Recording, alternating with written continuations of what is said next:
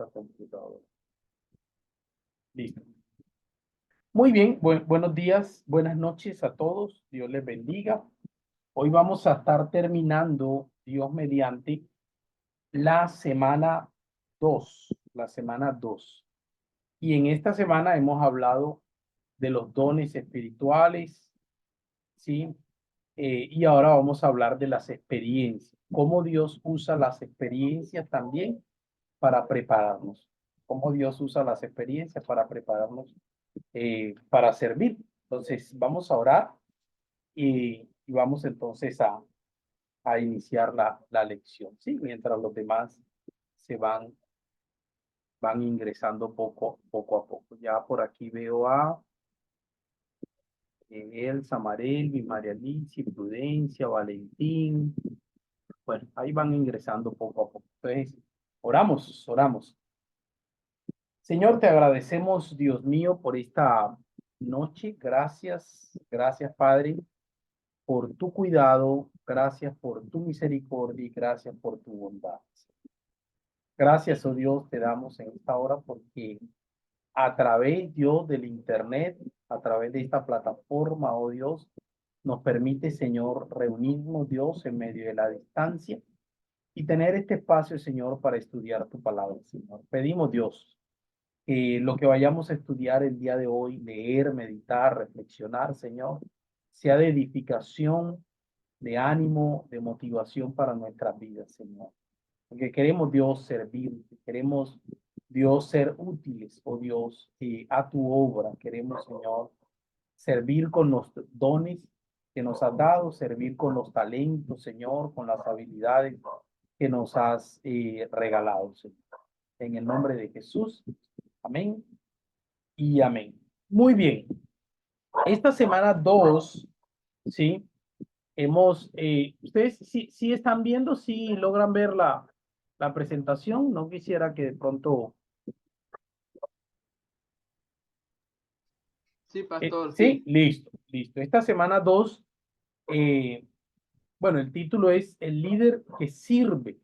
Y esa palabra allí, sirve, en realidad son las iniciales de todo lo que vamos a estar, o de todo lo que estuvimos hablando eh, en esta lección. Entonces, hablábamos de que Dios nos prepara, ¿sí? Dios nos prepara a través de los dones. Dice, los líderes servidores son los que Dios prepara para ser un líder que sirve. Con la S estábamos hablando de dones espirituales. Y estuvimos hablando de los dones espirituales como por 2 o 3 semanas. Cómo Dios nos da dones espirituales para que podamos ser útiles y servir y para la edificación de los otros, ¿sí? No solamente para la edificación personal, sino también para la edificación de la iglesia, ¿no? Hablábamos de los dones, hicimos una lista. Hoy vamos a hablar entonces experiencias, de las experiencias, sucesos que Dios usa para moldearlo a uno como un líder servidor. Son situaciones, experiencias, algunas aún experiencias aún antes de ser creyentes, experiencias, sucesos que Dios, acontecimientos que Dios usa, sí, que a veces permite Dios que pasemos para prepararnos. Y aún en ocasiones esas experiencias, aún antes de ser creyente, Dios permite que atravesemos por situaciones, experiencias, acontecimientos, que luego cuando llegamos a la iglesia, a los pies del Señor, esa situación por la cual yo pasé o tú pasaste, nos ha preparado para servir de una u otra forma en la iglesia. Hoy vamos a hablar entonces de las experiencias y la próxima semana entonces vamos a comenzar a hablar de las relaciones, cómo Dios nos ha dado una manera para relacionarnos y también a través de esa manera de relacionarnos servimos. Eso está muy relacionado con nuestro temperamento, ¿sí? Pero también Dios nos ha dado una vocación, es decir, un llamado, algo al cual tú sientes pasión, ánimo, deseo por servir. Y hay una pasión, un entusiasmo que Dios coloca en el corazón de cada uno de nosotros hacia un área en particular, a través del cual podemos servir. ¿sí? Entonces vamos a hablar un poco de las experiencias. Aquí están. Muy bien, voy a ampliar por acá. Pues Dios es el Dios de la historia, ¿sí? Dios es el Dios en la historia donde Dios realiza sus planes. Es decir, Dios es el Dios de la historia, pero también Dios en la historia y en tu historia, Dios está realizando sus planes, ¿sí? Él tiene todo bajo su control y tiene todo organizado. Él es el Dios de aquí y ahora. Él es el creador soberano de todos los hechos de la historia y estos hechos suceden como el Señor los permite. Por lo tanto, los líderes, entonces servidores, confían en que todo lo que les sucede y los acontecimientos a su alrededor son parte del trabajo soberano de un Dios creador y un Dios soberano. Entonces, podemos confiar que aún las experiencias, miren, aún las experiencias negativas, aún las experiencias no muy gratas, sirven en las manos del Señor para prepararnos para servir, ¿sí? Para prepararnos para servir a otros. A veces pueden ser experiencias desagradables, a veces pueden ser experiencias, ejemplo, una mujer que ha pasado tal vez por medio de maltrato, eh, no estoy diciendo que esté bien, pero Dios puede usar esa experiencia no agradable para poder servir y para poder animar y aconsejar a otras mujeres que posiblemente están pasando por algo parecido.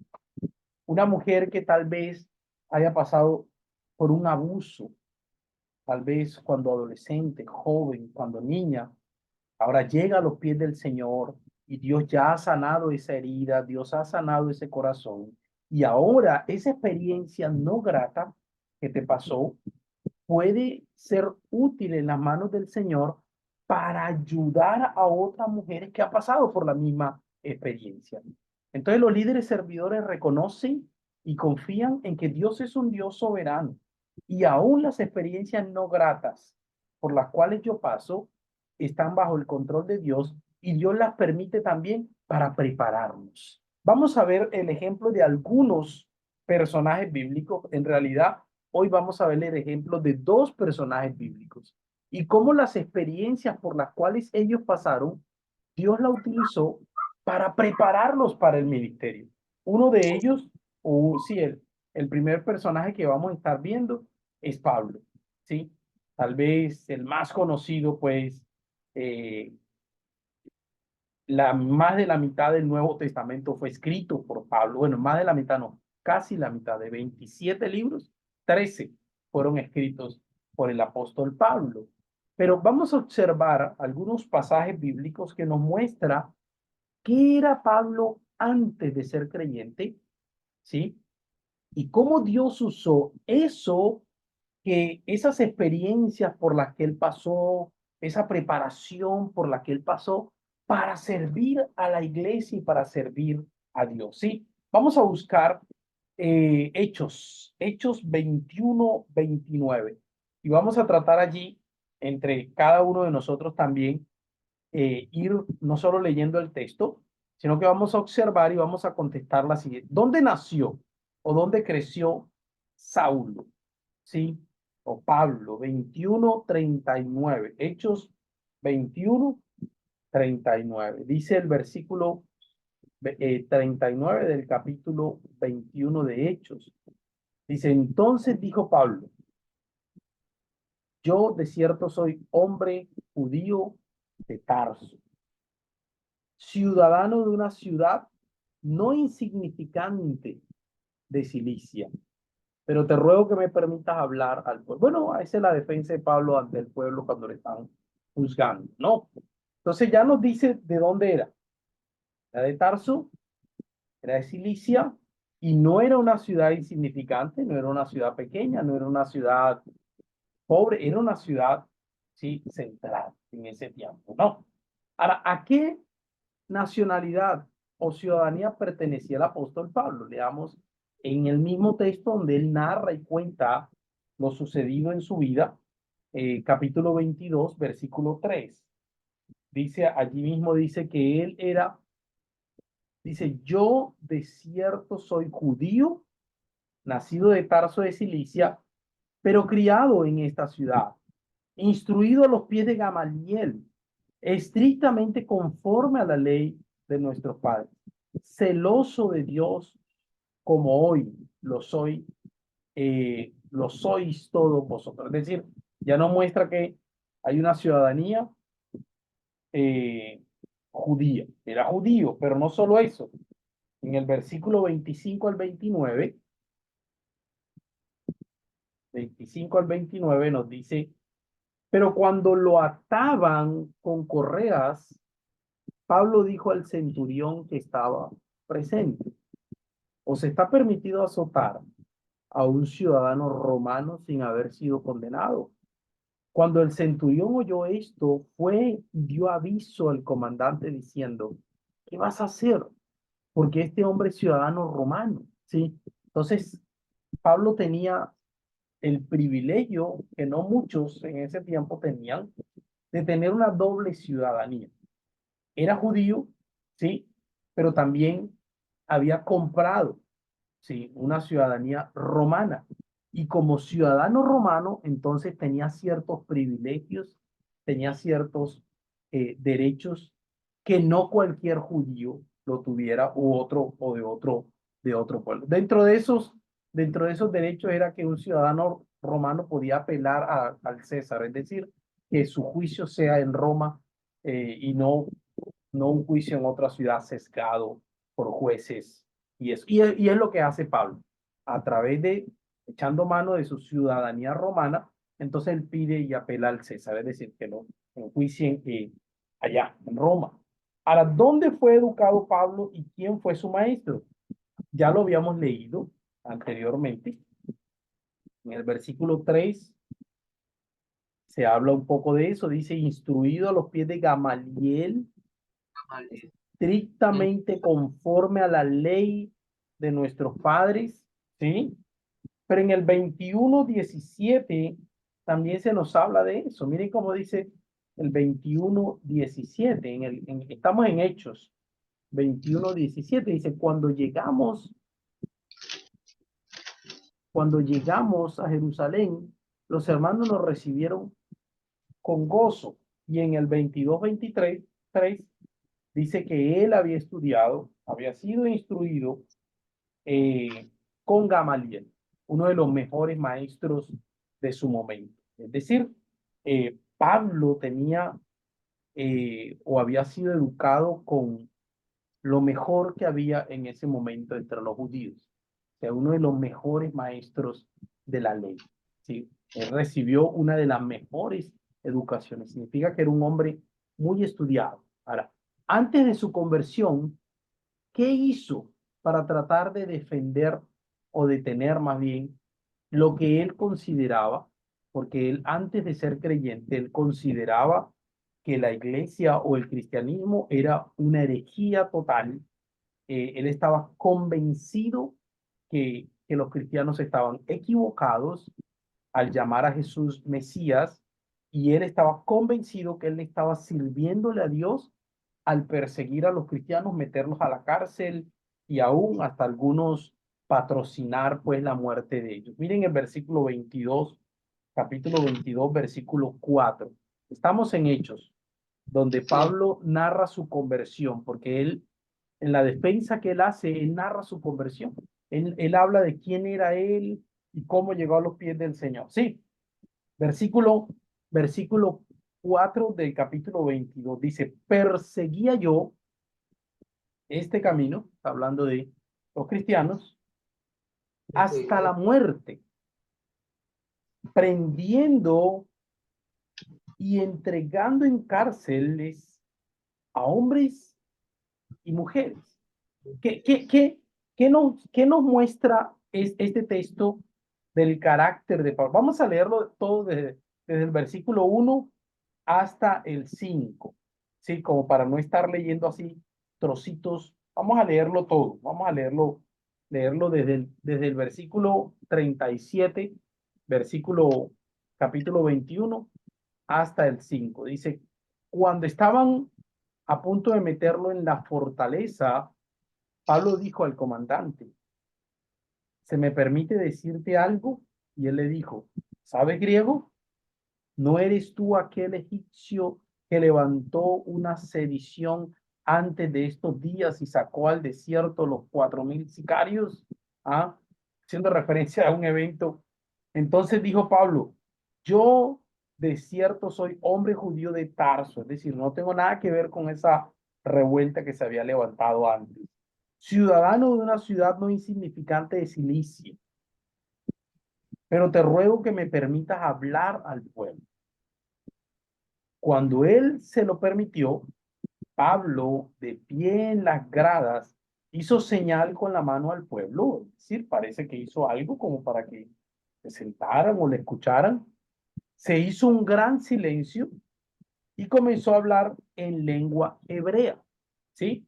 Diciendo, hermanos y padres, oíd ahora mi defensa ante vosotros. Al oír que les hablaba en lengua hebrea, guardaron más silencio. Él les dijo, yo de cierto soy judío, nacido de Tarso de Cilicia, pero criado en esta ciudad, instruido a los pies de Gamaliel, estrictamente conforme a la ley de nuestros padres, celoso de Dios como hoy lo sois todos vosotros. Es decir, él les está diciendo, mira, yo era igual que ustedes. Es lo que le está diciendo él. Yo era igual que ustedes. Yo también conozco la ley, yo fui educado, yo era igual de celoso que ustedes por el judaísmo como tal. Al punto en que el versículo 4 dice, perseguía yo este camino, es decir, el cristianismo, hasta la muerte, prendiendo y entregando en cárceles a hombres y mujeres. Como el sumo sacerdote también me es testigo, y todos los ancianos de quienes también recibí cartas para los hermanos, fui a Damasco para traer presos a Jerusalén también a los que estuvieron allí, para que fueran castigados. Es decir, no solo era un hombre celoso por la ley, sino que recibió cartas, indicaciones de los líderes judíos. O sea, él tenía toda la autoridad de los líderes judíos para perseguir a los cristianos, llevarlos a Jerusalén, meterlos a la cárcel, castigarlos por lo que estaban eh, predicando, ¿sí? Y allí en el versículo, vamos a Corintios, alguien que me ayude leyendo primero Corintios 15:9. Ya, Pablo menciona un poquito de eso.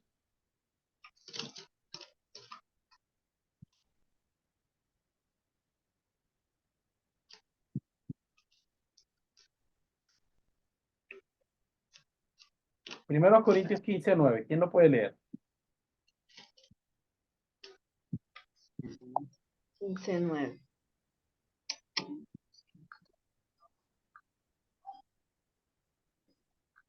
Leo, Listo. pastor. Listo. Sí, hágale, mi hermano. Porque yo soy el más pequeño de los apóstoles, que no soy digno de ser llamado apóstol, porque perseguí a la iglesia de Dios.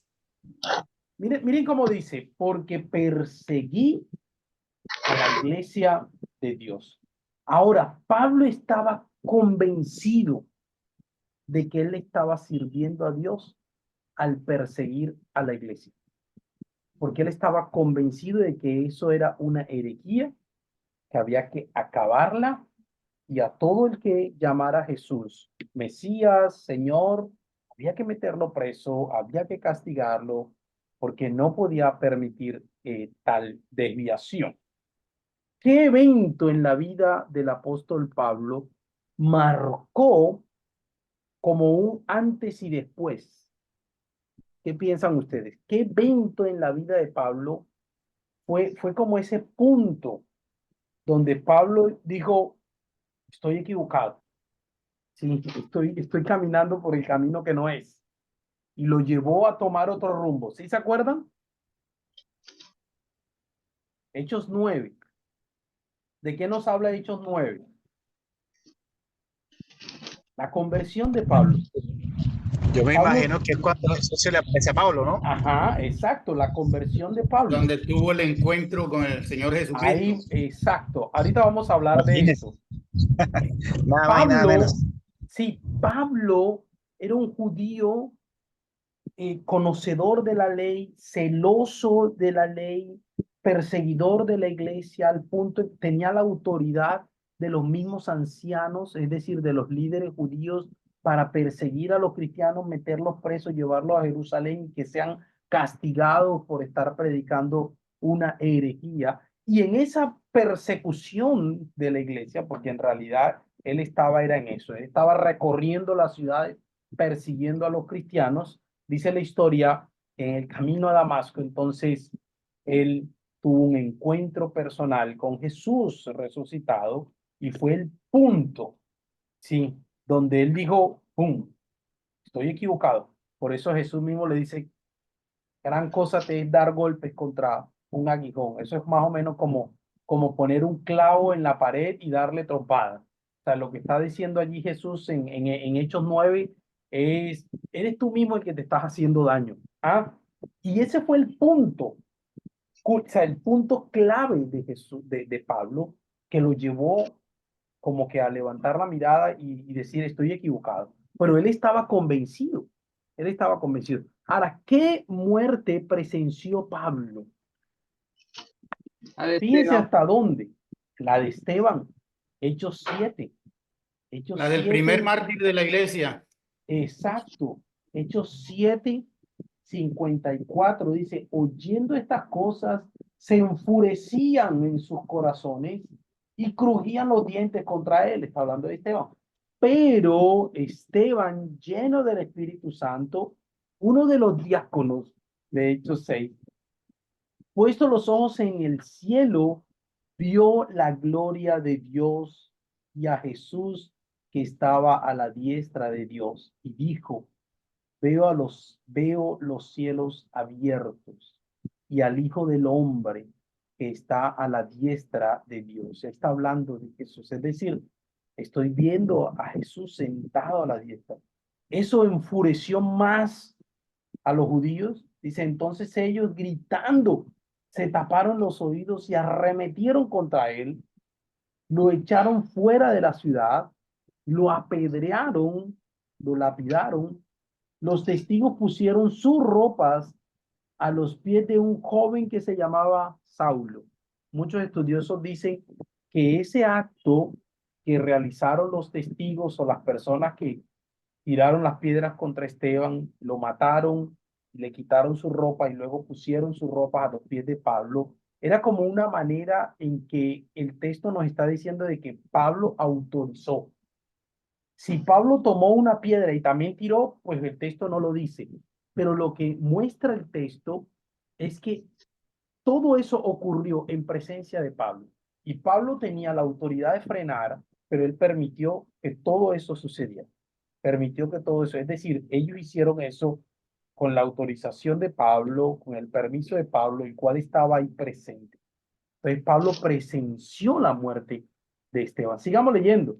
Dice, mientras lo apedreaban, Esteban oraba y decía, Señor Jesús, recibe mi espíritu. Y puesto de rodillas, clamó a gran voz, Señor, no les tomes en cuenta este pecado. Habiendo dicho esto, durmió, es decir, murió. Y Saulo, miren cómo dice el versículo 1 del capítulo 2, y Saulo consentía en su muerte. Es decir, él estuvo de acuerdo con que apedrearan, ¿sí? Entonces, sobre los hombros de Pablo estaba la muerte del primer mártir de la iglesia cristiana, ¿sí? Ahora, hasta este punto en la vida de Pablo, ¿cómo describiría usted el trabajo de Dios en la vida de Pablo? ¿Qué piensan ustedes? ¿Cómo describirían ustedes el trabajo de Dios en la vida? Yo creo personalmente, bueno, introducíamos este estudio diciendo que Dios es el Dios de la historia y Dios es el Dios soberano, que tiene todo bajo su control, ¿sí? No hay nada que se salga del control de Dios. Significa que aún esta situación estaba bajo el control de Dios. Ahora, ¿cómo podríamos describir cómo Dios estaba trabajando en la vida de Pablo. Aún Pablo no se ha convertido. Estamos en el capítulo 8, Pablo no se ha convertido. Pero yo sí creo que Dios estaba trabajando en Pablo. Marelvis, Claro, ¿iba a decir algo? sí, porque lo estaba preparando porque ya tenía una misión para él. Ujú. Duro. Sí, sí. ¿Alguien más podría decir algo? Cómo Dios lo estuvo preparando? Piensen por todo lo que pasó Pablo, dónde nació, dónde se educó, cómo era. Bueno, la Biblia nos muestra un poco el carácter de Pablo, cómo era el temperamento de Pablo, cómo era su carácter, cómo, o sea, era un hombre apasionado, o sea, era un hombre apasionado por lo que hacía, dice celoso de la ley, ¿sí? ¿Cómo Dios estaba preparando a ese hombre? ¿Qué piensan ustedes? Todas estas características deben ser, eh, deben estar en un líder, hermano. Él era celoso, Ajá, era apasionado, era sí. celoso de las cosas de Dios, era un estudioso. Ujú. Era un hombre estudioso, era un hombre apasionado por lo que hacía, aún por el error, sí, porque Aún con el error, sí, él aún estaba con el error. convencido que le estaba sirviendo a Dios persiguiendo a la iglesia, ¿sí? Y él estaba apasionado haciendo eso. Ahora, cuando él se convence de que estaba equivocado, esa misma pasión, o Sí, sea, exacto, esa esa misma misma pasión pasión por la por cual, el evangelio. ajá, ahí voy, esa misma pasión por el evangelio, esa misma pasión que él tenía por perseguir a la iglesia, ahora es la misma pasión por predicar el evangelio. Miren, Dios lo fue preparando intelectualmente, permitió que estudiara con uno de los mejores maestros de la ley. Dios lo fue preparando aún en su carácter. Dios lo fue preparando aún en su pasión, ¿sí? Con el celo que él tenía por la ley. Y cuando uno ve en Hechos 9 la conversión de Pablo, ese mismo celo que él tenía por la ley que lo llevaba a perseguir a la iglesia, es el mismo celo que uno ve en su vida por predicar el evangelio.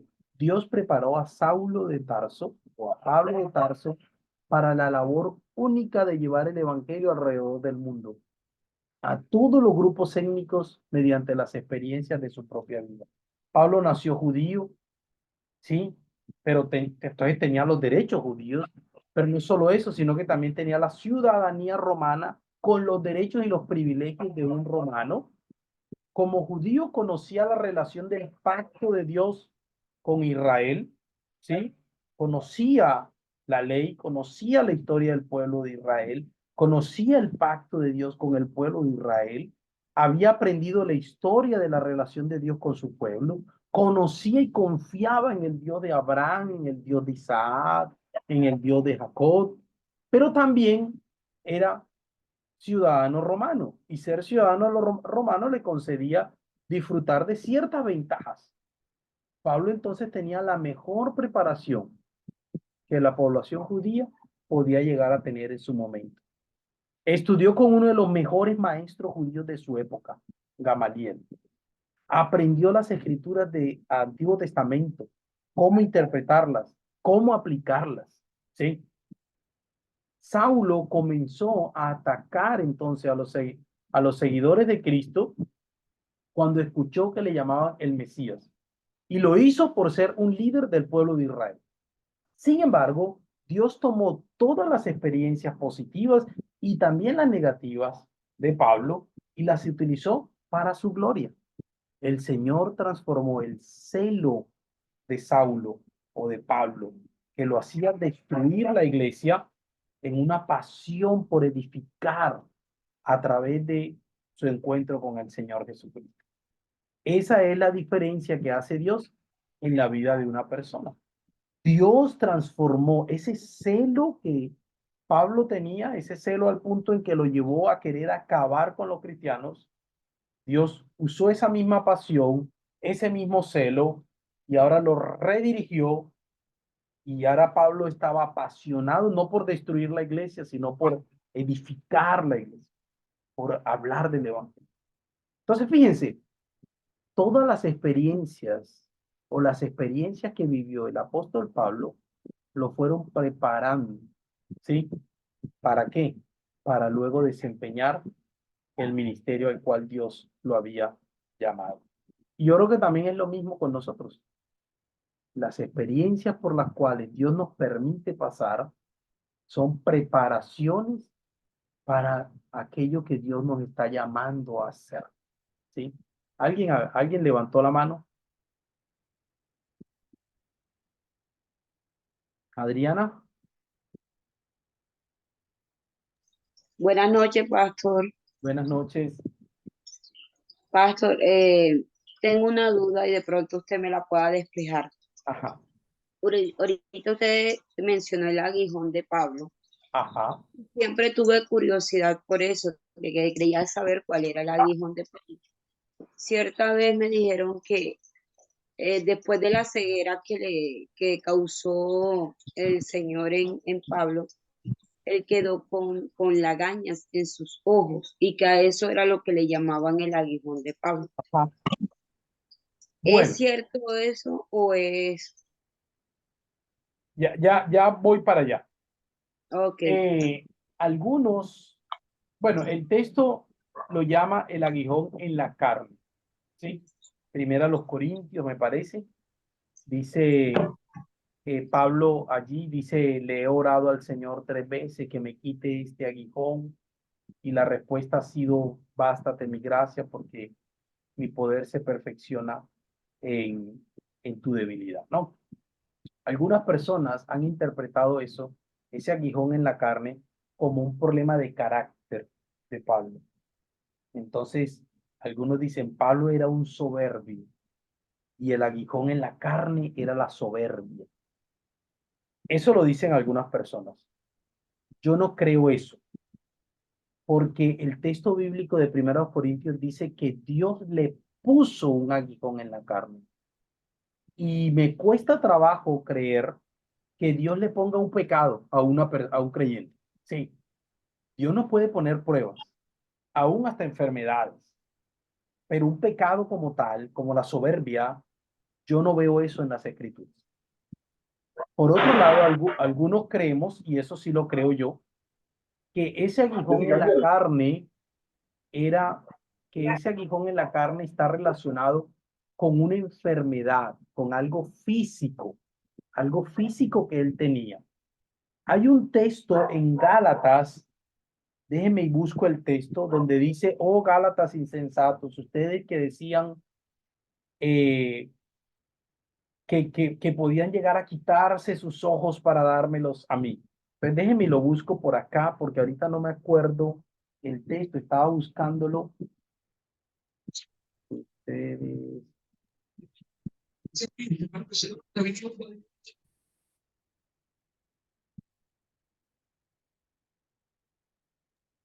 3:1, pastor. Exacto, así es, 3:1, gracias. Mira cómo dice, Gálatas insensatos, ¿quién os ha fascinado para no obedecer la verdad? A vosotros ante cuyos ojos Jesucristo fue ya presentado claramente crucificado. Esto solo quiero saber, ese no es mi hermana, esto solo quiero saber de vosotros. ¿Recibisteis? No, ese no es 3:1. Déjenme lo busco por acá, 4:15. Miren, 4:15, es Gálatas 4:15. Miren cómo dice Gálatas 4:15. Dice así, Pablo hace una referencia y evidentemente parece que Pablo tenía un problema en los ojos. ¿Qué tipo de problema tenía él? El texto no es 100% claro. Algunos dicen que eran como unas lagañas, algunos llegan a decir que era como si fuera algo allí que le impedía que viera bien, pero el texto no es 100% claro. Versículo 15 del capítulo 4. Dice, ¿dónde pues está esta satisfacción que experimentabais? porque os doy testimonio de que si hubierais podido, os habríais sacado vuestros propios ojos para dármelos. ¿Sí? Me he hecho pues vuestro enemigo por deciros la verdad. Es decir, Pablo les está diciendo, miren, ustedes que decían que me amaban tanto, ¿ah? Al punto en que eran capaz de quitarse sus ojos para dármelos a mí. Ahora se enoja porque yo les estoy diciendo la verdad, porque se han desviado del verdadero evangelio. Sí, eso es. Entonces, algunos estudiosos dicen que el aguijón en la carne de la cual habla Pablo en Primera los Corintios es una enfermedad, algo físico que le recordaba constantemente su debilidad como ser humano. No es algo pecaminoso como la soberbia, no es algo físico. Yo sí creo que era algo posiblemente relacionado con sus ojos, que le recordaba cuán débil era y cuán necesitado era del Señor, ¿sí? Dios le coloca eso, o sea, porque es Dios quien le coloca ese aguijón para que él no se enorgullezca y él recuerde cuán necesitado es del Señor y cuán necesitado de la gracia de Dios es el mismo apóstol Pablo, ¿sí? Sigamos, no sé si logré explicarte un poquito, Adrián. Entonces, miren, Sí, señor. Dios puede usar los sucesos de su vida para ayudarlo a cumplir su voluntad.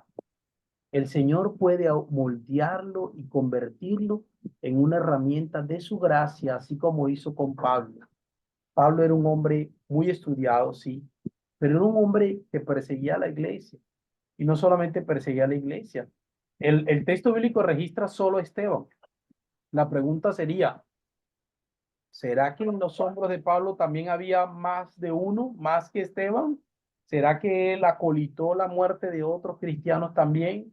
Bueno, en Hechos solo se nos registra Esteban, ¿sí? Pero posiblemente no. Pero lo que el texto nos muestra y nos quiere hacer énfasis es cómo la gracia de Dios puede cambiar a este hombre, y no solamente la gracia de Dios puede cambiar a este hombre, sino que las experiencias por las cuales pasó, Dios la usa ahora para servir a la iglesia y para su gloria. Leamos otro pasaje también de Pablo. Hechos Pastor, 22. Sí, me permite un momentico en cuanto a ese tema. dígame. Acabo de ver ahí, cuando yo no era cristiana, yo era muy vanidosa con mi cabello, Ajá, con mi cuerpo. Y cuando me dio el vitiligo, yo ajá. sufrí mucho, que eso fue lo que me llevó a los pies de Cristo. Yo sufrí mucho, y ¿por qué a mí? ¿Por qué? ¿Por qué? Y entonces, eso fue como una prueba que el Señor me puso para que no fuera tan vanidosa, Ujú. porque yo era vanidosa, rigurosa en esas cosas. Y todo lo que viví, todo lo que sufrí, todo era un plan y un propósito divino, porque mira dónde estoy ahora, Sí, sirviéndole a Él. miren, Dios puede usar, yo no quiero hablar de una manera categórica y decir que siempre, pero Dios puede usar aún las enfermedades para su gloria y para cumplir su voluntad en nosotros. Muchas personas han llegado a los pies del Señor a raíz de una enfermedad. Y hay personas, miren, bueno, yo no sé si ustedes se acuerdan la vez que fue a la iglesia el grupo de hermanos de Gedeones. Y había un hermano que contó parte de su testimonio y dijo, bueno, los Gedeones son un ministerio que entrega Biblias, regala Biblias, Nuevo Testamento.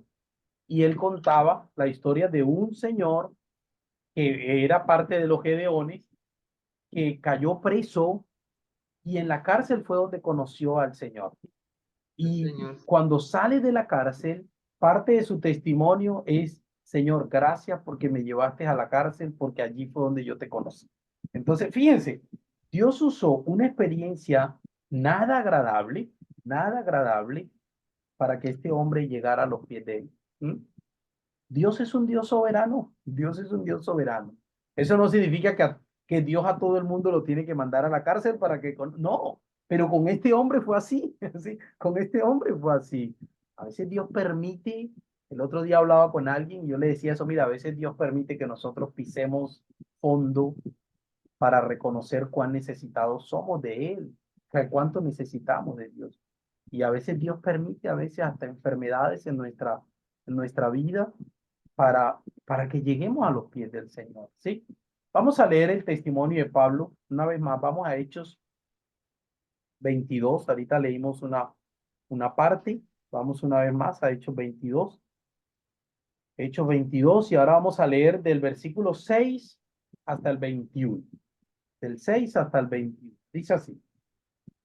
Pero aconteció que yendo yo, si Pablo primero dijo lo que él era antes, versículo 6, pero aconteció que yendo yo, al llegar cerca de Damasco, como a medianoche, de repente me rodeó mucha luz del cielo. Caí al suelo y oí una voz que me decía, Saulo, Saulo, ¿por qué me persigues? Yo entonces respondí, ¿quién eres, Señor? Me dijo, yo soy Jesús de Nazaret, a quien tú persigues. Los que estaban conmigo vieron a la verdad la luz y se espantaron, pero no entendieron la voz del que hablaba conmigo. Parece que solo la entendía Pablo. Los demás solo vieron la voz. Yo dije, ¿qué haré, Señor? Y el Señor me dijo, levántate y vete a Damasco, y allí se te dirá todo lo que está ordenado que hagas. Miren lo que dice Dios o Jesús allí. Levántate y vete a Damasco, y allí se te dirá todo lo que está, ¿qué?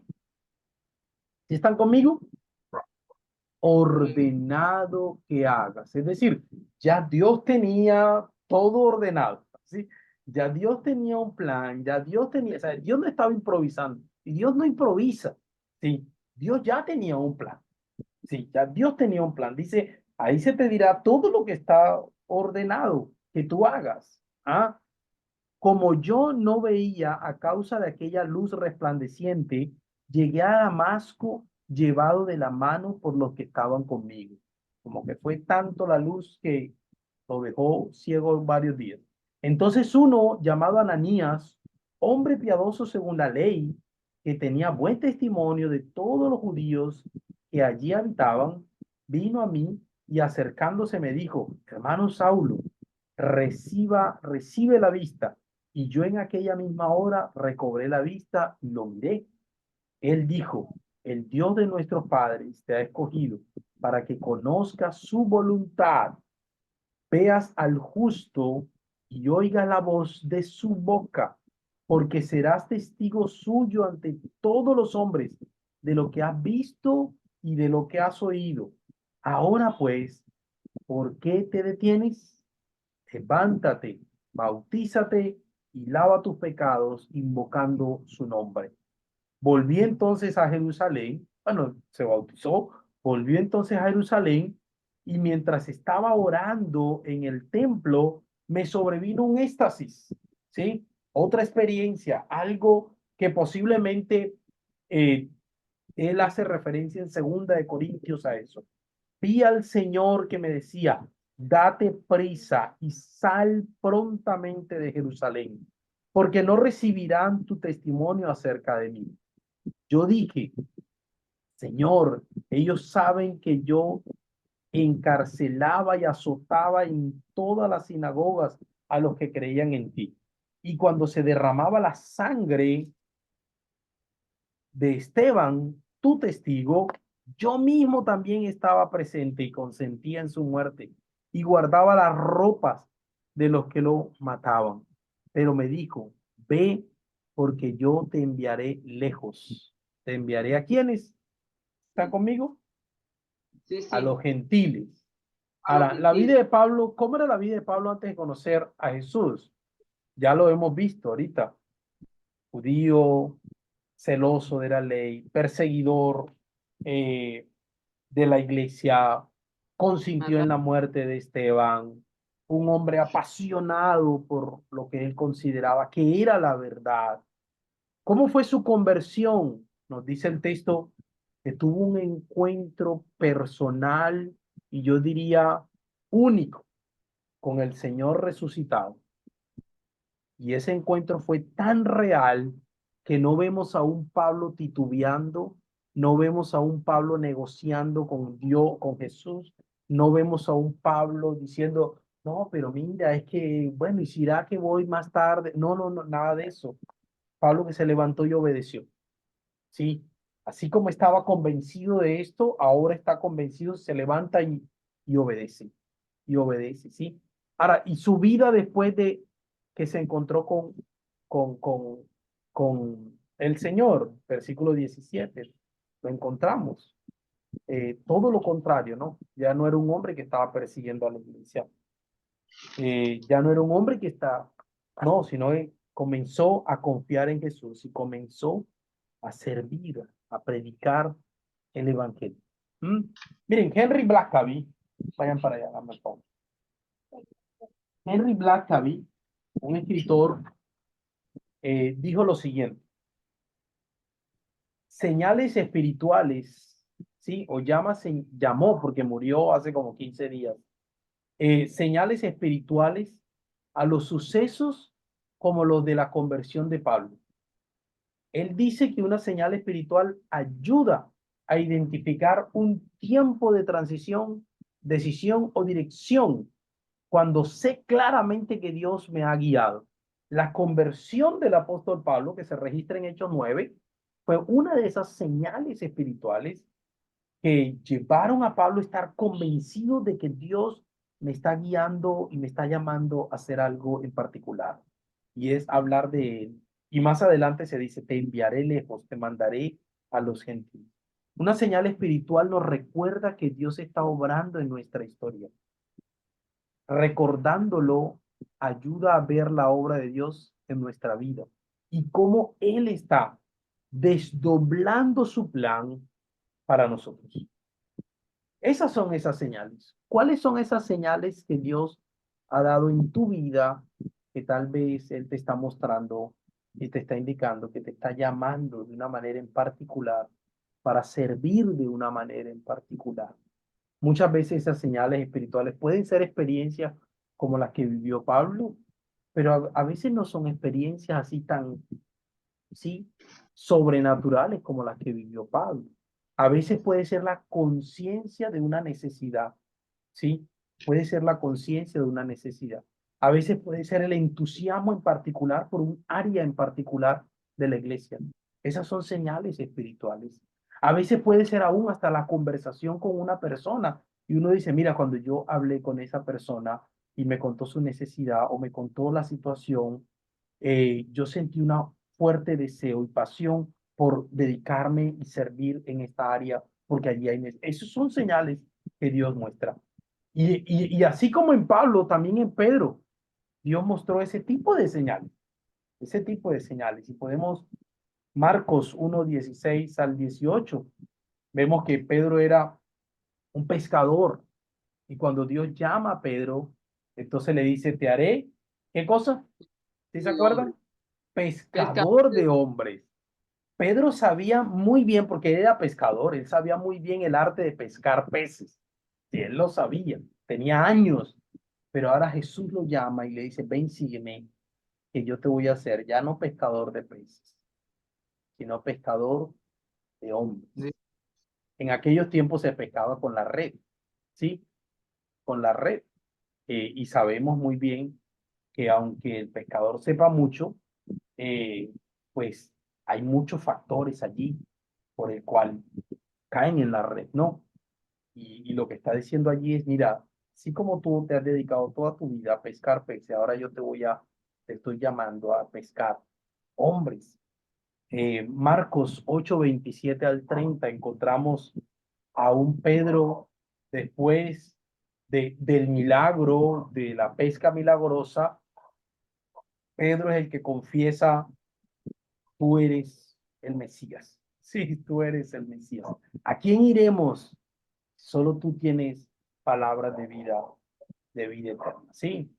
Entonces, él fue de los primeros que confesó a Jesús como el Mesías, pero también fue el que aceleradamente le dijo a Jesús, yo, yo entrego mi vida delante de mí, nadie te va a hacer nada, yo doy mi vida por ti, yo la arriesgo, yo pongo el pecho por ti.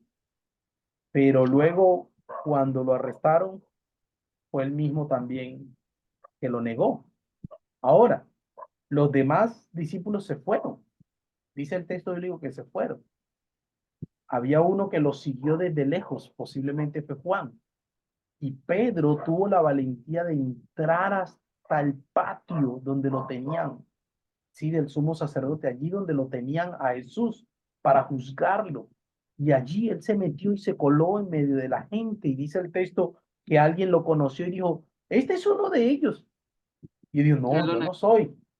Y luego otro dijo, sí, sí, habla como ellos. No, no, no, yo no soy. Sí, sí, es uno de ellos. Y terminó hasta maldiciendo. ¿Ah? Aún esa experiencia de la negación de Pedro, Dios lo usó para su gloria, para recordarle cuán necesitado era de la gracia de Dios. Acuérdense quién era Pedro antes de negarlo. Él dijo, yo doy el pecho. ¿Ah? Y luego Dios le permitió pasar por esa experiencia desagradable para recordarle La que, gloria. que él necesita también de la gracia. ¿Ah? Y podemos mencionar más. Juan 21, cuando afirmó públicamente que quería, sí, a Jesús, que quería seguirle. Pero también vemos, después de Hechos, perdón, después de Pentecostés, ¿quién es el primero que se levanta y predica el primer sermón cristiano? Y yo diría, el primer sermón expositivo, porque eso fue lo que hubo allí, una exposición de las Escrituras. ¿Quién fue el primer predicador cristiano en la iglesia cristiana? ¿Quién fue? Pedro, Hechos 2. Hechos 2 encontramos a un Pedro levantándose y predicando a la multitud, ¿sí? Y no solo predicando a la multitud, y no solo eso, sino que a él fue que se le entregó las llaves del reino, Mateo, y se le entregó las llaves del reino, ¿por qué? Porque encontramos un evento en Hechos 10. ¿Quién fue? Aunque Pablo era el apóstol llamado a predicar a los gentiles, Pedro fue la primera persona que a través de la predicación de él, los gentiles se convirtieron. ¿Sí?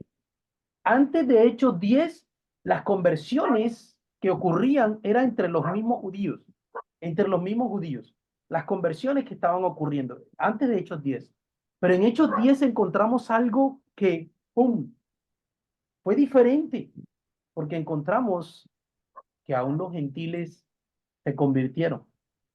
Acuérdense la visión de Pedro de que bajaban animales impuros y Dios le dijo, mata y come, y luego llegaron a buscarlo a casa de Cornelio, él fue, predicó el evangelio, se convirtieron y hubo algo parecido a Hechos 2. Por eso es que encontramos en Hechos 10 que también hubo lenguas, porque debía haber la misma experiencia de Hechos 6 para que los judíos confirmaran y estuviesen convencidos de que el Espíritu Santo, así como se derramó en Jerusalén, Hechos 2, también se estaba, entre los judíos también se estaba derramando igualito en los gentiles, Hechos 10.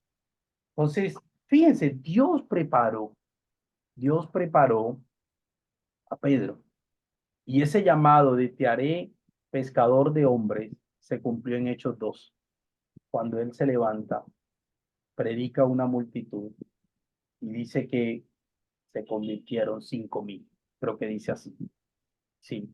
Entonces, allí está. Dios usa aún nuestras experiencias desagradables, ¿sí? Para, para su gloria. Miren, los acontecimientos suceden según Dios los permite u ordena que ocurran. Los líderes servidores confían en que Dios obra en sus vidas. En que Dios Hay que tener cuidado, porque a veces algunos dicen que el pecado, entonces Dios también lo permite en nuestra vida. No, yo no creo que el pecado Dios lo permite en nuestra vida, pero Dios puede, y Dios es soberano, usar aún el pecado mío y aún el pecado de otro para su gloria y para cumplir su propósito. La historia de José nos ilustra eso. ¿Fue pecado lo que hicieron los hermanos de José?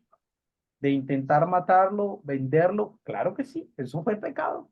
Mintieron, engañaron, intentaron matar a su hermano, lo vendieron. Eso fue pecado. Pero Dios usó el pecado de otro en mi contra para cumplir su voluntad en mi vida. Dios usó el pecado de ellos, ¿sí? Contra mí, en el caso de José, Dios usó el pecado de los hermanos de José en contra de José para cumplir la voluntad de él. Era que José llegara a Egipto, ¿sí? Pero no es que Dios va a permitir el pecado en mi vida para que yo sea. No, yo no creo eso. El pecado no es algo que Dios lo permite en mi vida. El pecado es porque yo no me someto a la voluntad de Dios. Por eso peco. Pero aún mi pecado no se sale de la soberanía de Dios. Aún mi pecado no se sale de la soberanía de Dios. Dios puede llegar a usar aún eso para su gloria, para su gloria. Los líderes servidores confían en que Dios obra en sus vidas. Dios está obrando aún a través de las experiencias desagradables para su gloria. ¿Sí? Dios usó las experiencias de Saulo en preparación para su trabajo como embajador del Evangelio. Dios permitió que en la vida de Pedro quedaran varias señales espirituales para confirmar la voluntad, ¿sí? Para él ser pescador de hombres. Un encuentro con Cristo puede entonces transformar, ¿sí? Eh, todo. Un encuentro con Cristo puede también transformarnos, puede transformar cada experiencia personal para la gloria de Dios, para la gloria de Dios. Dios nos prepara también a través de nuestras experiencias. ¿Cuáles son esas experiencias? ¿Cuáles son esas señales espirituales que Dios está permitiendo en tu vida para mostrarte y prepararte para su servicio? ¿Cuáles son esas experiencias que Dios ha permitido que pases o que estás pasando para prepararte para servir? Yo creo que Dios es Dios soberano y cada una de esas cosas Dios las usa y las puede usar para su gloria. Muy bien. Si tienen algún comentario, me gustaría escucharme, ¿sí? Son las El 8, pequeño comentario que ahora entiendo, todo tiene un 8:15. timing, porque del año pasado, antepasado, vivía experiencias tras experiencias